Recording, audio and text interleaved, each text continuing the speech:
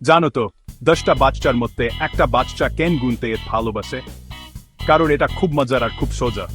দেখো, ওই তো আমাদের বন্ধু বেনি খরগোশ। বেনি খুঁজে পেয়েছে আটা চকচকে আপেল। ইয়াম। এবার এরপর কি? বেনি তুলে নিয়েছে হাত ও লাফানো বল। Being being. বেনি লাফাতে লাফাতে আসছে আর খুঁজে পেল আটের রঙিন গ্রেন।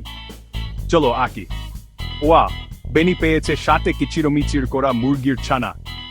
জিং। এরপর বেনি দেখতে পেল হাতটা মিষ্টি গাজর। কচকচ।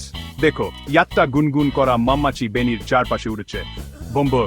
এবার বেনি খুঁজে পেল আর 7টা চকচকে তারা। জিকমিক জিকমিক। বেনি খুব খুশি। ও খুঁজে পেয়েছে একটা নরম তুলতুলে মার্শমেলো। তুলতুল তুলতুল।